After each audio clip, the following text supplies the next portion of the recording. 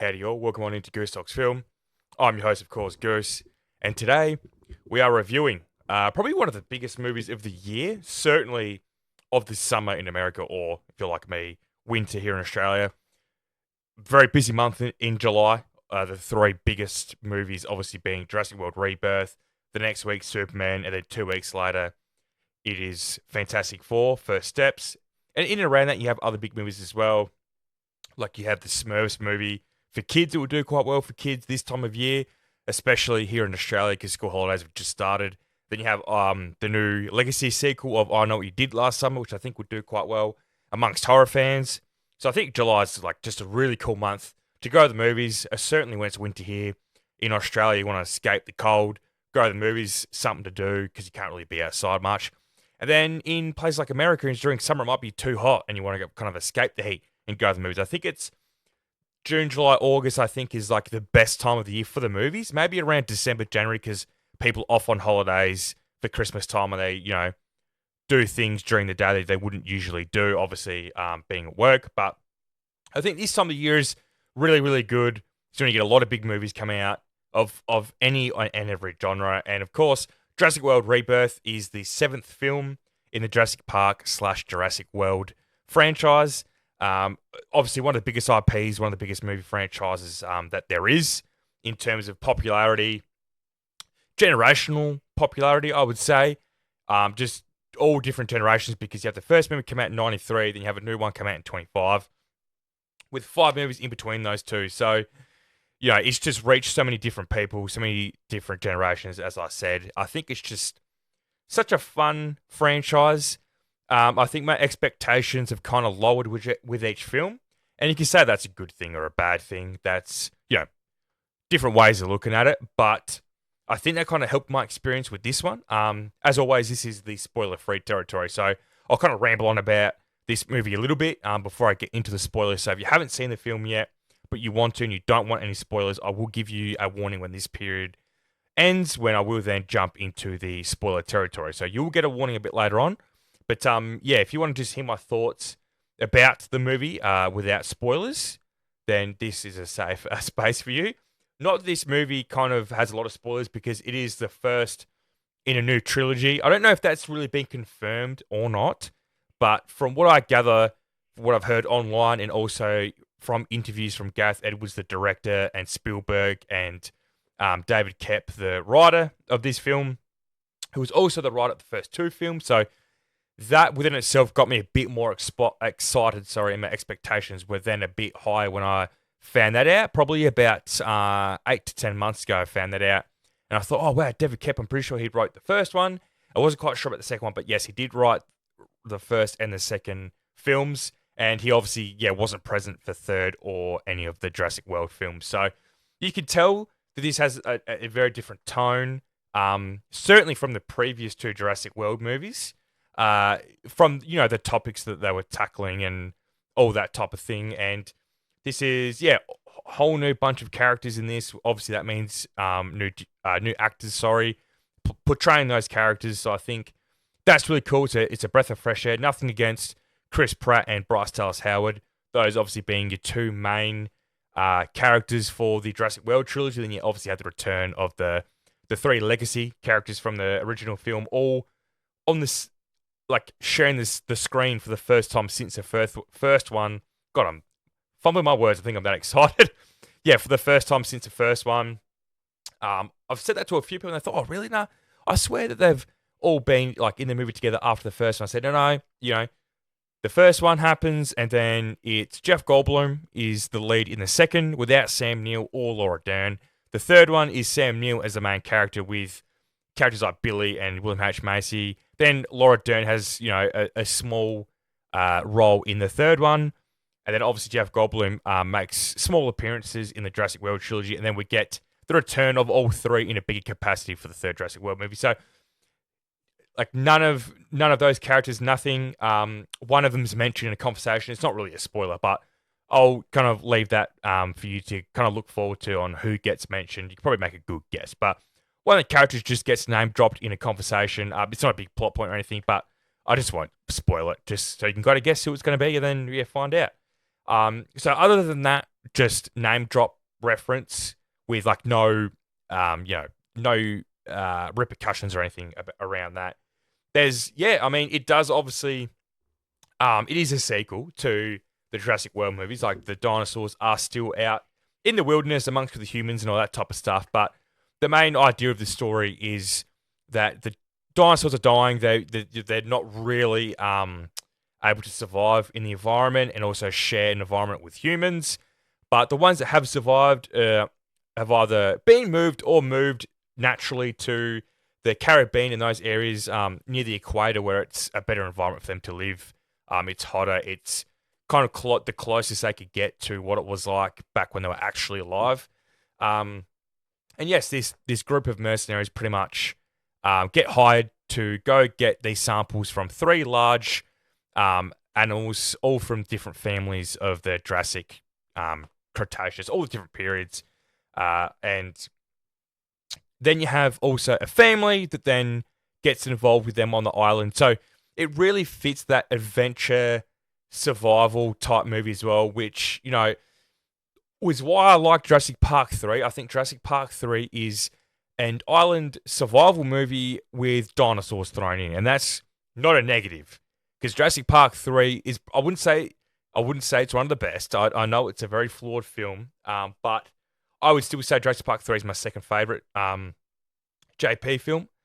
And yeah, I'd probably go Jurassic World and then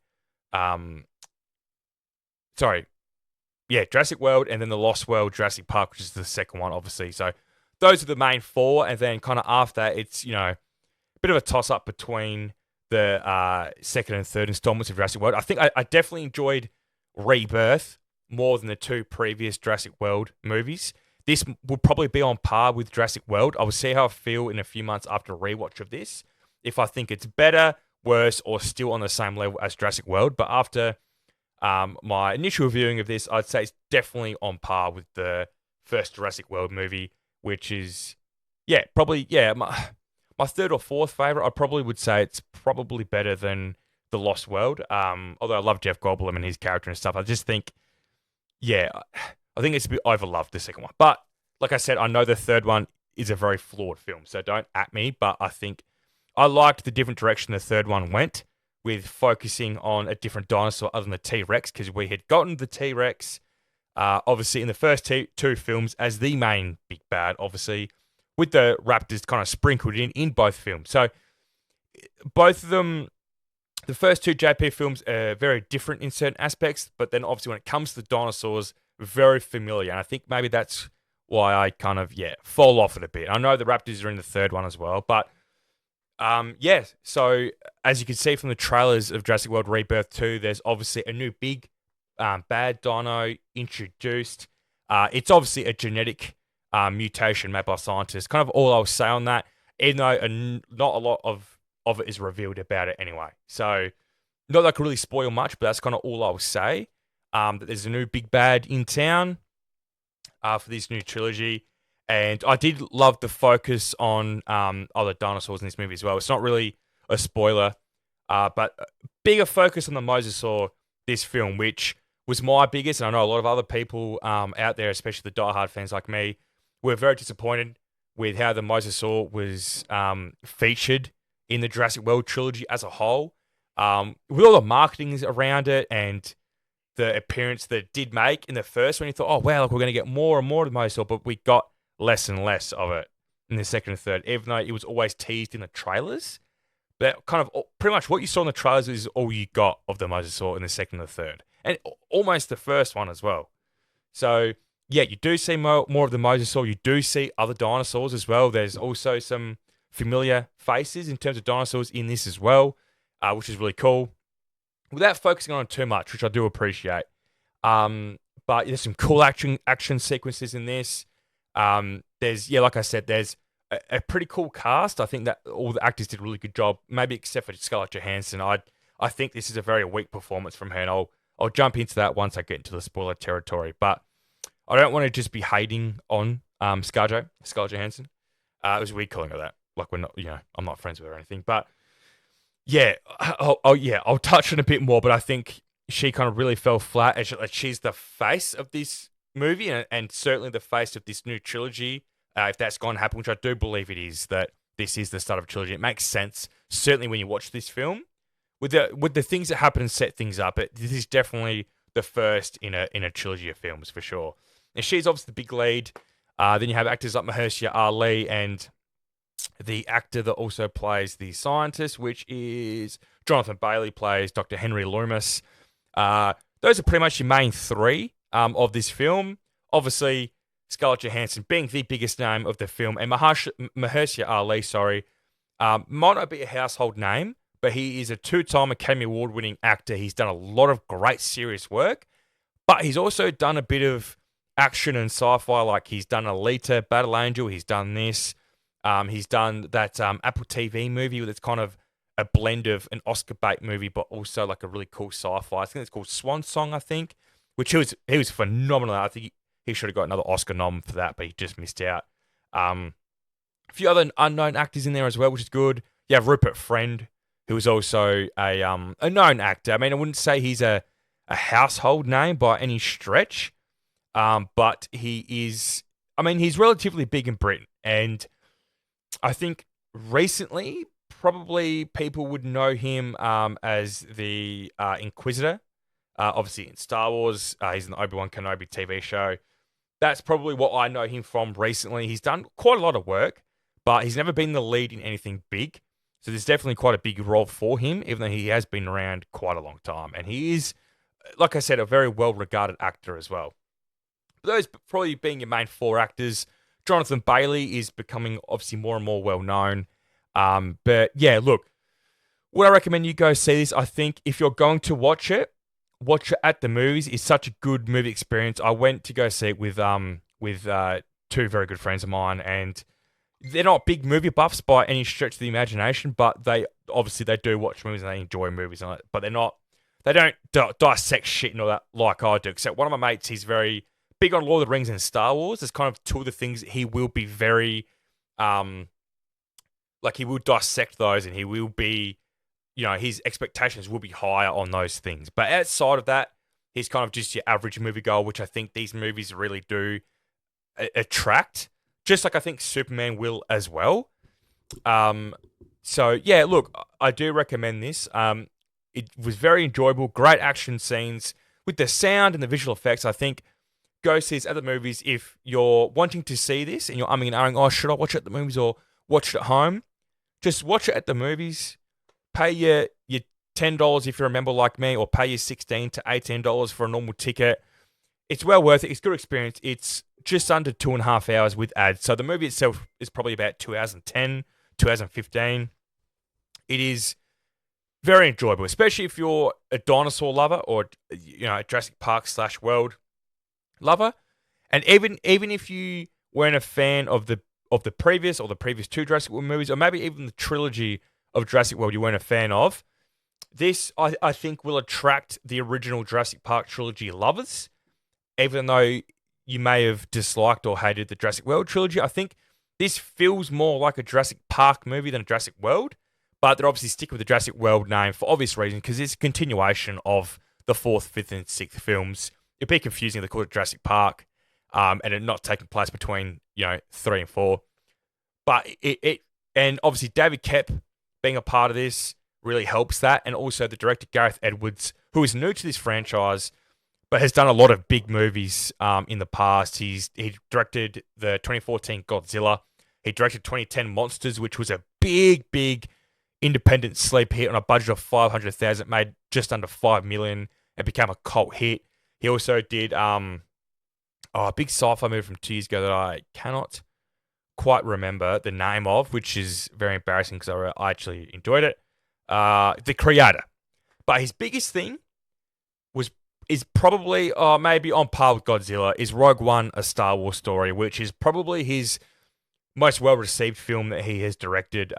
He's directed all the ones that I've mentioned. He's a very good director. He knows how to direct a big-budget, action, visual effects heavy movie, but also sprinkle some really just great story and humanity into these big-budget action films, because that can kind of get lost.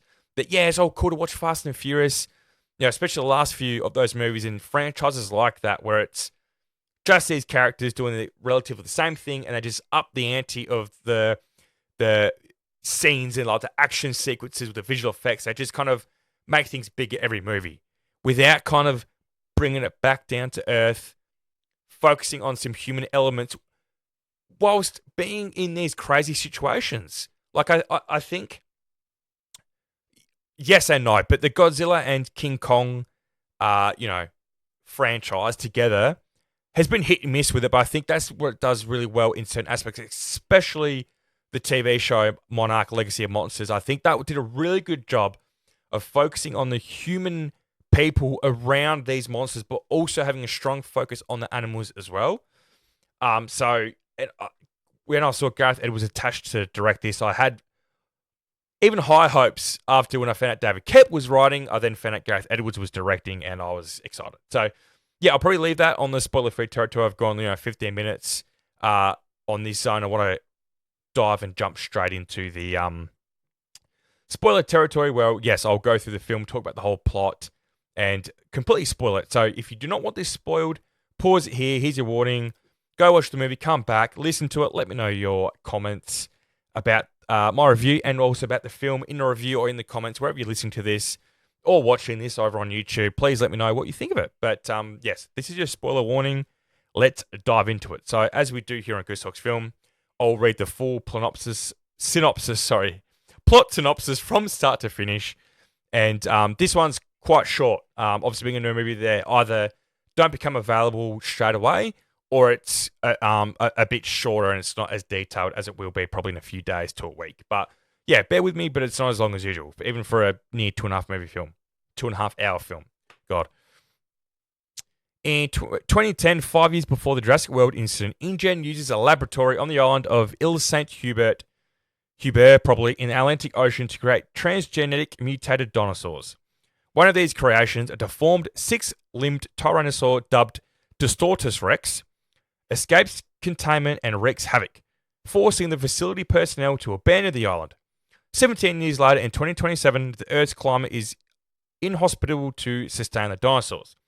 They are forced to reside in areas around the equator, which resembles the Mesozoic climate and which has been marked a no-travel zone. Martin Krebs, an executive at pharmaceutical company Parkergenics, recruits Zora Bennett, a former ex-military covert operative, to collaborate with paleontologist Dr. Henry Loomis on a top-secret mission to retrieve biomaterial samples from the largest prehistoric specimens, which hold the key to a new heart disease treatment. In a bar in Suriname, Zora recruits her longtime friend Duncan Kincaid to lead the expedition.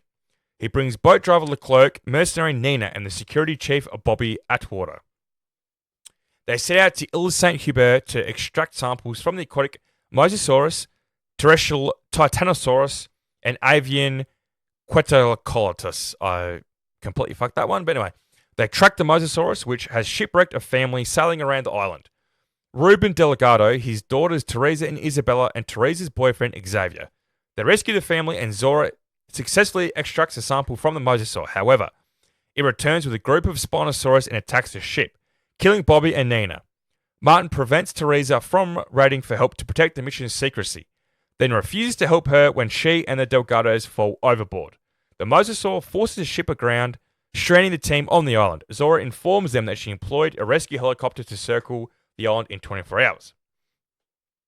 The team successfully extracts the second sample from a Titanosaurus and the third and final sample from a Quetzalcoatlus egg. Although Leclerc is killed after being eaten by the Quetzalcoatlus, meanwhile, the Delgados are stranded elsewhere in search for settlements.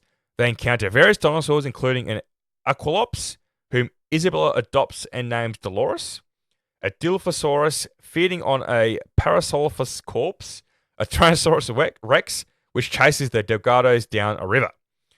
The two groups reunite at the abandoned laboratory for helicopter extraction, but are attacked by a pack of mutated raptor pterosaur hybrids dubbed Mutodons. Martin steals the samples from Zora and attempts to flee to the helipad. The helicopter arrives as Henry lights a flare but is destroyed by Distortus Rex, which later devours Martin. The survivors manage to find a boat connected to the facility via an underground runway. Duncan diverts the D-Rex using a flare and later reunites with the group as they escape. With the samples in hand, Zora and Henry agree to distribute the new medication without a patent, making it open source for the entire planet. There we go. So as I said in the opening, this is definitely setting things up for two previous films, hopefully, but there's going to be sequels if they are solely focusing on the box office, because this is pretty much already projected to make 100 million over its opening weekend, which is usually between 3 days. So that's going to track on really, really well.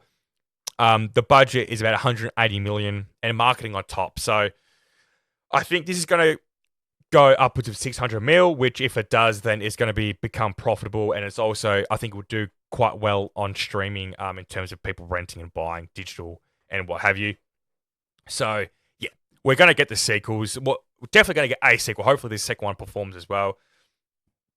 I am intrigued enough to see what happens in the sequels. Obviously the D-Rex being left alive, nothing really happens with it. I didn't mind that as much. So I thought the opening back in 2010, which I don't know if they actually ever said on screen that it was 2010, because I assumed it was earlier, like before the Jurassic World Park opened, which was 2015, which is when the movie was filmed and set.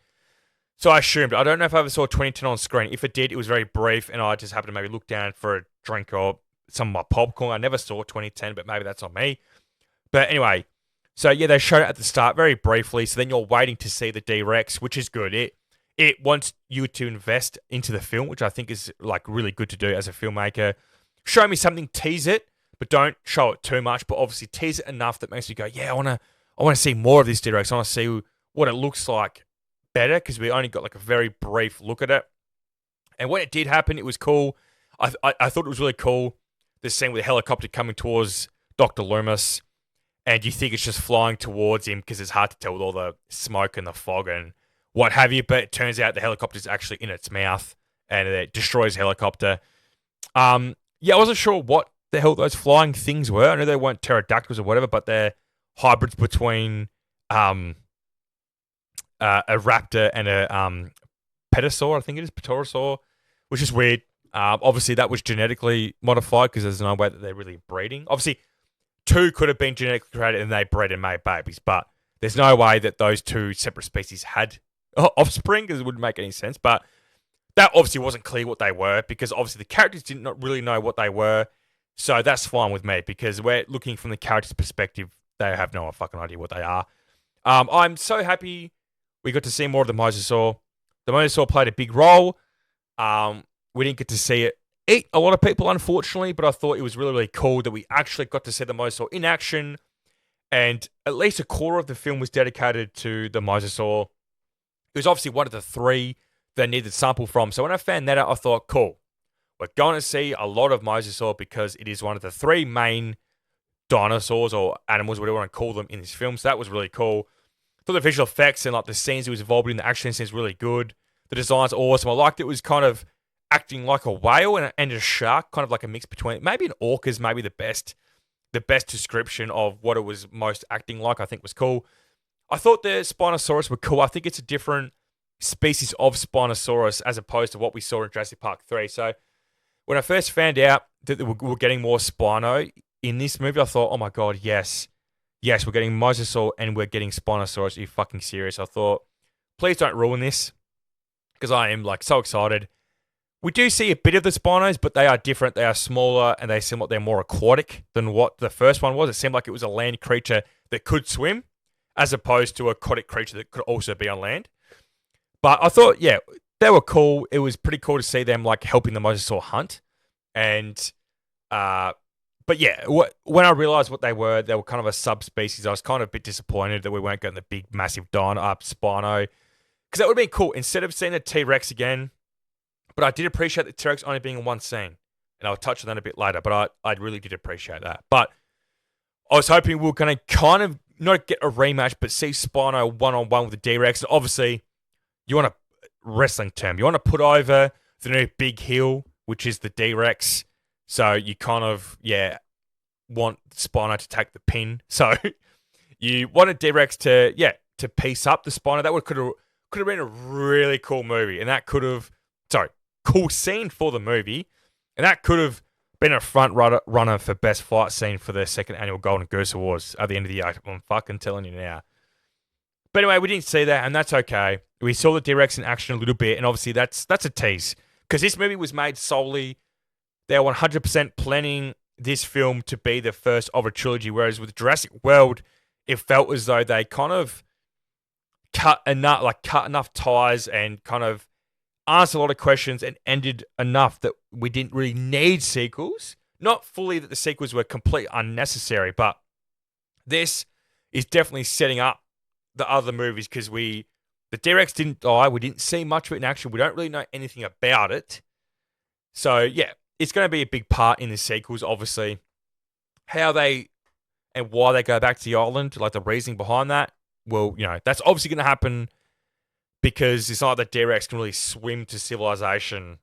Well, not at least America anyway. So, we'll see how it plays out. But go the T-Rex. Obviously, the chase scene on the river raft, like the river raft scene, is a much talked about scene because it is pretty much based on a scene from the book, which is a lot of people's favorite or like one of their favorite scenes from the original book.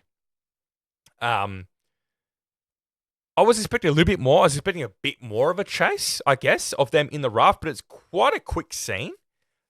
But I did appreciate this was literally the only scene that we see the T-Rex because, yes, the T-Rex is the Hulk Hogan of the franchise, right? It started it all. It's always going to be the biggest one that everyone always remembers, but it's time to put over other guys in the locker room. Like your Spinos, like your Carnotaurs. We need more fucking Carnotaurs. Anyway, your Mosasaurs and, these types of dinosaurs, we need these guys to be the new faces.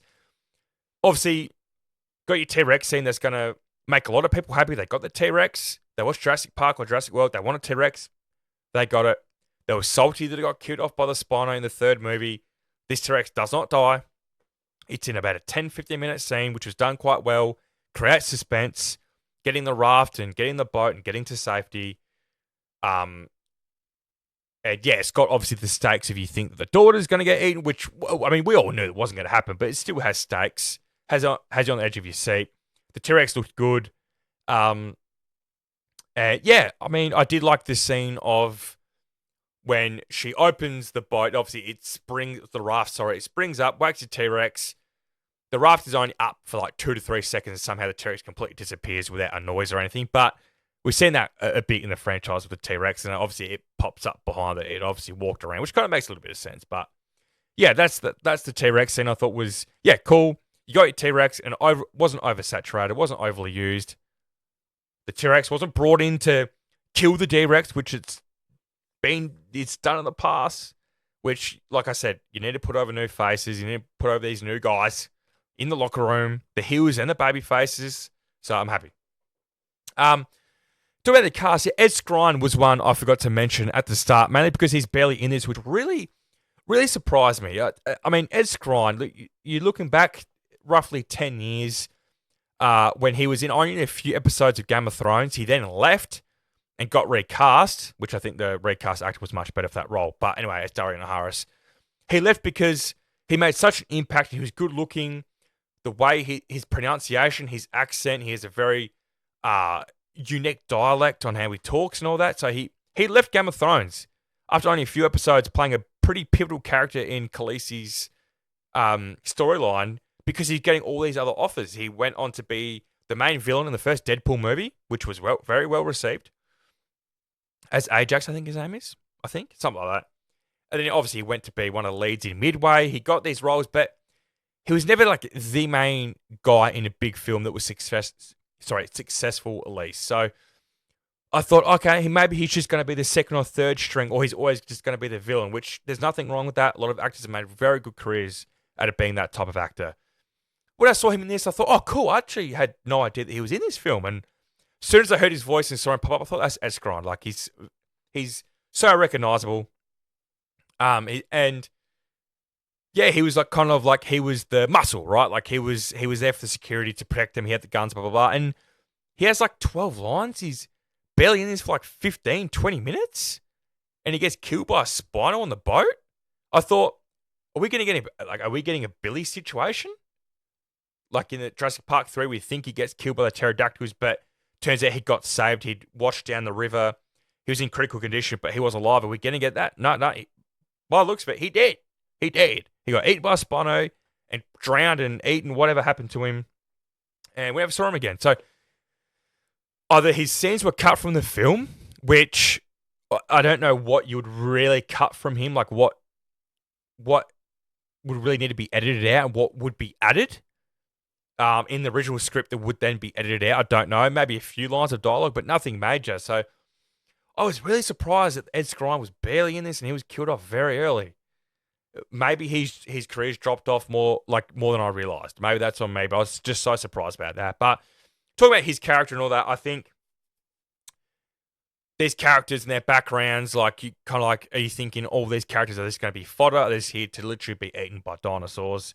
Which a lot of them are. We get that in a lot of films, but it's nice to have a bit more character and a bit more backstory to these characters. And I think to obviously also set the scene and like set the stage early of these crews. So you have like it's kind of like the role of the bloodsucking lawyer, right? This guy, played by Rupert Friend, is the character that you're waiting to see get eaten. Like, you want this guy to be eaten because you know he's a piece of shit.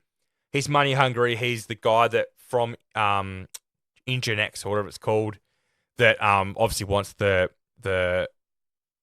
sample, to cure heart disease, so they can obviously sell it from his pharmaceutical company. They own the patent and everything, so they could charge whatever they want, essentially, and most people can't afford it. So him and Ed Skrein pretty much want to put the mission first and don't want to save the family that they heard the Mayday call from, whereas Mahershala Ali and Scarlett Johansson, those two are like, no, like they're humans and it's not really that far out. Like, we can go back and get the Moses, so like we're tracking it. And Mahershala Ali being the captain, he makes the call, no, we are saving them. You get a bit of backstory between Scarlett Johansson and Mahershala Ali. Then you kind of think, okay, these are the two mains. One of them is probably going to die because you have that emotional attachment to a character. It's not always a good idea to just kill the fodder, like kill the characters that mean fuck all. Yeah, it's cool to see, but at the end of the day, if you're just killing 4 or 5 characters that mean nothing to you, at the end of the movie, kind of this isn't, like, slasher movies got better when they kind of had a bit more character development and you cared about the characters getting killed, even if you cared that you wanted to see them get killed or you cared you wanted them to survive. Those two things are what you want. Like the lawyer from Generico from the talking about wrestling too much. Gennaro from the first one, and obviously Rupert Friend's character in this one, you want to see die. Tick the box for Rupert Friend, cool. Ed Skrein, sorry, we didn't see enough of him that we wanted him to die or survive. Even though he was kind of on the side of the pharmaceutical company or whatever, he wasn't really, attached to them as much. He was more thinking about his own self, about the money. At that point, he didn't want to jeopardize that by saving people they didn't know. Maybe a bit naive that maybe he did really think that the Coast Guard was going to save them, or he's just saying that. We didn't really know enough about his character to kind of get a full gauge on that. So yeah, when it comes to Mahershala Ali and Scarlett Johansson, then you have the family of 4, or including the boyfriend in that 4. You're kind of like, well, I don't think any of the family members are going to get killed. Maybe the dad, because you wouldn't kill off any of the kids. That rarely happens in Jurassic Park / Jurassic World. So it was only really the dad, but then I didn't really see that as much as these. So I thought, okay, well, it's not going to be Scarlett Johansson. 1, because we've got Scarlett Johansson. 2, she's had a bit more character development than what Mahershala Ali has, so it's probably going to be him. Because he comes off as a real dad figure. He has got a kid that he talked about that he wants to do something that means something. Not just do these mercenary jobs for the money. Whereas Scarlett Johansson I think she's kind of lying to herself that it's about the money, but she clearly had PTSD from a previous mission where I think it was her partner or someone she was close with had died on that mission. And Mahershala Ali was pretty much saying to her, like, don't lie to yourself. It's not about the money. You've got to do something that means something to you on a personal level. So you know that these two characters were good. Then you have Dr. Henry Loomis, played by Jonathan Bailey. Didn't think that he was going to die. I thought it might have been a swerve, but I think, no, to me, of the 3, he probably plays a bigger part in the overarching trilogy, if I was to guess, just from his role and how he is and what he was talking about, making the pattern completely available to everyone in terms of the cure for heart disease and whatever. So, but when Mahershala Ali didn't die, I thought, oh, that's really surprising. But it doesn't mean he won't die in the future, though. Because, like I said, this was made to be one of three. The first Jurassic World was made in the hopes that they could make sequels. There is a big difference in the way that it's written, directed, and planned, and completely fleshed out. So that could happen. Two of these three characters could be dead by the end of the trilogy. We don't know. Maybe Scarlett Johansson does die. Unlikely, but we're not attached to these characters as much as to the OG three, so wouldn't really be that crazy. But yeah, when you think Mahershala Ali does die, when it's kind of done off screen and the D-Rex comes back and he's not chewing on something, I thought, well, he's not dead. They're not gonna kill off Mahershala Ali off screen. And you might say, oh, that's a rating thing. They can't show too much of the violence because it would get too high of a rating, and then that causes families to not then go to the movies. But what they do is, it happens off screen, or you see blood splatter, or you hear screaming. A lot of the time, you just see a dinosaur chewing on bones. With no blood, there's not a lot of violence, so they get past the rating. When the D-Rex come back and it wasn't chewing, I thought, well, they haven't even hinted that Mahershala Ali is dead, other than the flare going out, so he's alive. But then when we see the flare come up, and you see the other one come up and they rescue him, I thought, well, yeah, that's good. Because Mahershala Ali's character is probably, along with Dr. Henry Loomis, the two characters that I enjoyed the most. They're fleshed out a lot. They're familiar. I think Henry Loomis is very, very similar to Sam Neill's Alan Grant, who he trained under, because that's the character I was referring to earlier. That he name dropped Alan Grant in the conversation to Mahershala Ali, that's who he kind of learnt from and trained under for a bit when he was younger. So he's kind of the Alan Grant. I see a lot of Alan Grant in him, but also like a tiny hint of Billy from Jurassic Park 3 as well. And Mahershala Ali's character, I see a bit of Chris Pratt's character in him as well, where he's got this real fatherly figure because he is a father, unlike Chris Pratt's character, but it does kind of become a stand-in dad to the clone, obviously, in the Jurassic World trilogy. But Mahershala Ali, he's got that daddish role. He kind of comes off as, he's also a badass, so like he kick ass when he needs to, but he obviously puts other people before himself, which is a trait of that. But he's also very aware and a bit tentative, a bit like Jeff Goldblum's Dr. Ian Malcolm. So Mahershala Ali is kind of a blend of a few characters, but he's enough of his own character that I liked him. Scarlett Johansson's character, now I don't know if I didn't like her character or I didn't like her performance and it made me think I don't like her character, because she comes in on screen that, she's this spy or this mercenary. It turns out she's a mercenary or ex-mercenary, and that she does these jobs like this, like extraction jobs and what have you. But her motivations, like, she makes it seem all about money. Like, that's what changes her mind when Rupert Friend is trying to convince her to do this mission. She says, no, absolutely not, blah, blah, blah, blah. And he says, oh, it's 10 with 6 O's on the end. So it's about money, and that's what sways her straight away. And then she's trying to convince Henry Loomis to come, like she's been a part of the team from the very start. So it's very confusing in that sense. It's like, okay, so is the money like a complete thing? And then there's not enough dialogue, I think, between Henry Loomis and Scarlett Johansson's character that makes her shift from the money focus into, no, I want to help people. I want to do and finish this mission to make it possible to cure heart disease, because 20% of people die from it, blah, blah, blah. And they do have those conversations, but not enough to make me think that this character only did this mission because of money. She said, no, until he said 10 and 6 O's. And she said, okay, cool. And then she was a real flamboyant member of the team with Rupert Friend, that she was doing nothing but convincing Henry Loomis to come. And then he agrees to, and they have only slight conversations, and she smiles all the time when they're talking about serious stuff. Like, that's what I mean. I don't know if it's the character or her performance or both, but it is very confusing and quite annoying. Like, why is she smiling all the time? And there just wasn't enough. Like, that just, in terms of dialogue and also character, like fleshing out the characters enough, why did she pretty quickly change her opinion that, no, I don't give a, I'm going to throw away that much money to then help people when the only reason I was doing this was for the money, no other reason. Rupert Friend did not coax me onto this mission without anything other than the money. And now I'm talking to this guy only briefly about making it available to all people, and she said she hadn't thought about it, whatever, but there needed to be more character development for her and her learning across the journey and making, like, these moments in the film make her change her mind.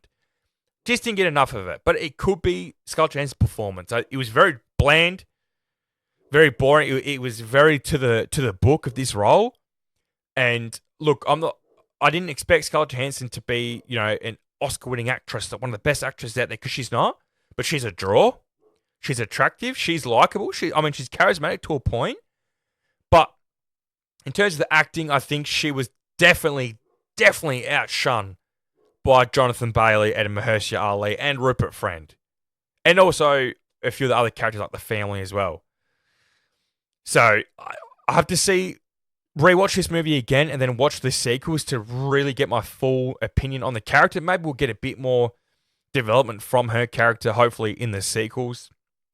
But it's kind of, the damage has already been done in terms of going from the money to then releasing it. And you might think I'm focusing on that point too much. But that's just, we all find things that we dislike about movies, and that was just thing that it just stood out without me thinking about it. It just kind of hit me. I thought, these characters' motivations don't really make a lot of sense to me that much. And why she's smiling all the time during serious conversations? Like, I don't know. It wasn't, excuse me. There wasn't an explanation for her smiling all the time. If it was a nerve thing, it just wasn't explained enough. So that'd be a cop-out answer if anyone tells me that. But, yeah, kind of to the family, I thought, like, their involvement, how they were brought into the story was, I wouldn't say cliche, I wouldn't say it's amazingly original, but it worked enough. Like, I was invested in the family. I thought the actor playing Xavier, the boyfriend, was very funny and a very, like, good character, that we haven't had a lot of characters like these. Like, the comedic character, like, he wasn't the nerdy, scaredy character that we got quite a bit in this franchise. He was just lazy and a bit ditzy and a bit dumb. But also very brave. So, cool character, pretty original for this franchise, I would say. So, it was pretty cool seeing him. I thought the girls were very good. I thought they had very good chemistry with the dad. Like, I believe that they were definitely daughters in the dad. So, that was very good casting and acting from them. I think, yeah, the story, why they were on the island, was different from the other movies, kind of. Like, it was different enough. And like, it's a weird comparison. Like, there's a weird comparison, but hear me out on this. If you've seen Anaconda's Hunt for the Blood Orchid, it is a sequel to Ice Cube and J-Lo's Anaconda. It is a much better film than that one. It's got a better villain. So essentially, in Anaconda's Hunt for the Blood Orchid, they need to go to the Amazon to get this plant called the Blood Orchid that they believe can cure, I think it's Alzheimer's or dementia, or it can cure, like, a big illness anyway. So, like in this movie, they're wanting to cure heart disease. Also, they go to the Amazon and they're hunted by the giant anaconda, killed one by one. And the businessman, so Morris Chestnut, and I forgot the British actor's name, but Morris Chestnut and the British actor are the two guys from the pharmaceutical company that they are heading this expedition to get the plant, because they're the ones that need it to get testing done to get their drug pretty much in stores. And they hire mercenaries and other crews and all that to help them along the journey. And the British guy then gets very power hungry, and even though they're getting killed one by one and it's very dangerous, he wants to continue the expedition to get the Blood Orchid because he's solely focused on that. That's his mission, because he wants the money and that's his goal. He don't give a fuck if he screws his best friend Morris Chestnut over and kills him. Doesn't care about anyone else. He wants the mission. And he ends up getting killed very satisfactory. Very similar to Rupert Friend's character in this. And it's very similar. They're killed one by one by a monster. And you have, the two lead characters, one pretty much being a female lead and a male lead, a boat captain. Just a lot of similarities. I know it's very weird to compare Anaconda's Hunt for the Blood Orchid to Jurassic World Rebirth, but they have similarities and good ones, though. I think Anaconda's Hunt for the Blood Orchid, like I said, much better than its predecessor. So much better. The characters, the actual, excuse me, the actual reasonings and conflicts of the characters and why they're doing things makes a lot more sense. And the acting and the action and the visual effects are so much better. So that's a weak comparison, but it is spot on to this. But that's pretty much where I'll end my discussion on the movie. Let me know what you thought about the movie in the comments and what you think of my opinion. And what are you hoping that the overall end goal for the trilogy is? Like, what's the end thing that's going to happen? What's the main story? Are we going to get any cameos from previous JP and Jurassic World characters? Who are ones that you like? Who are characters you want to see? Even if it's a cameo appearance or a bigger role in the sequels, like we got with the OG3 being in the third Jurassic World film. I'm still hoping for Billy from JP3. Doesn't even have to have Alan Grant, but Henry Loomis dropped that. Like I said, he had trained under Alan Grant, and he knows him. So maybe him and Billy grew up together. Maybe they know each other through studying or whatever it is, and Billy then helps him. Like, that would just be really cool. And like, maybe Billy became like a pterodactyl specialist and blah blah blah blah blah. Like, it would just be really cool. He's a character, and Alejandro Nivola, I think his name is the actor that plays Billy. He's from Goal. A lot of people know him as Gavin Harris from the Goal movies. He's been in a lot of things recently as well. He's kind of had a bit of a career renaissance, which is good. So I'd love to see him back. I really would. I'd love to see him back. It'd be really cool. But yeah, let me know who you would love to see make a cameo, if anyone. But I think with these franchises and it being a new trilogy, I think I'd be very surprised. But we're more likely to get characters from the Jurassic World trilogy, from the JP trilogy. But who knows? But I will see if there's any trivia on the film or not. Looks like a little bit. So as we do here on Goose Talks Film, I always like to do a bit of trivia. Seems like there's a bit, so I'll just skim through and find good ones.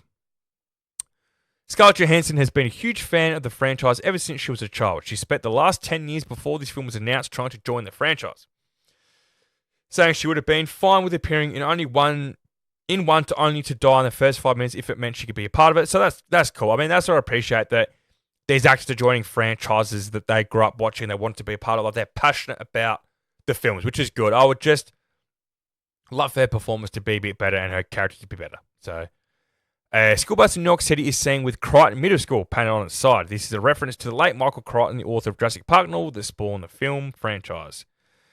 Jonathan Bailey not only stars as Dr. Henry Loomis, but also contributes to the film's score. He plays clarinet in several orchestral tracks and performs the solo heard during the scene when his character touches a dinosaur for the first time.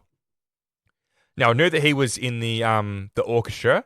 Did not know that he did the solo when he touches the Titanosaurus, or what it's called. That's really cool. Gareth Edwards dropped everything to direct the film. Stating before production, I was about to take a break and I started writing my next idea for a film, and this is the only movie that would make me drop everything like a stone and dive right in. I love Jurassic Park, so this opportunity is like a dream to me. And to work with Frank Marshall and Universal and David Koepp, who's writing the script, I think they're all legends, so I'm very excited. Again, someone else is very passionate about the IP and it comes through the film. It really does. Like, it's a very enjoyable film. I really did enjoy this. This will be our last one. This looks interesting. The plot of the second novel, namely how InGen had many failures on the road to cloning dinosaurs that weren't shown to the guests during the Jurassic Park incident, is finally adapted here, with the trailer showing off a genetic abomination that is apparently a failed clone, while a still image reveals that at least one raptor, implied to be a prototype of the Mutodon, was created with 2 heads. Yes, we did say that. So yes, that is your trivia for Jurassic World Rebirth, and that will obviously bring the end to this episode. Thanks, Ed, for listening. I've been a bit inconsistent lately because you might tell in my voice. I've been very sick. I've had a cold 3 or 4 times over because I actually got an infection. So my body wasn't getting better. So it was slowly getting better, and then it would revert back to being like shit. So I want to push through this and get an episode out and hopefully continue because some big movies coming out. I want to cover F1. I want to cover Superman. I know it did last summer. I want to cover Fantastic Four First Steps. I want to cover Weapons. So the next 5 weeks, I want to be very busy. So I'm just going to push through and hopefully it still comes through all right and the episode's good. So I appreciate you if you are listening to this. So yeah, thanks for listening. Like I said, those movies I will be covering. Making sure you're subscribing if you like watching the video version over on YouTube. If you are listening to this, make sure you are following on any podcast platform. I'm available on almost everything these days on Apple Podcasts, Spotify, Amazon Music, Audible, YouTube Music, Spotify, you name it. So make sure you're following. Leave a comment or a review on your opinion of the film and also what you think of my opinion as well. I'd really love to hear it. Make sure you follow me on socials under Goose Talks Film on Instagram and on Facebook. And make sure, if you are listening to this and you are just a listener on the podcast too, still head over and subscribe to YouTube, Goose Talks Film over on YouTube, because I will be doing some YouTube exclusive videos, including tier list ranking all of the Jurassic Park / Jurassic World movies. So make sure you don't miss out on that and subscribe. But this has been Goose. Make sure you support your local cinemas. Go watch those movies, guys. Thanks heaps. Goodbye.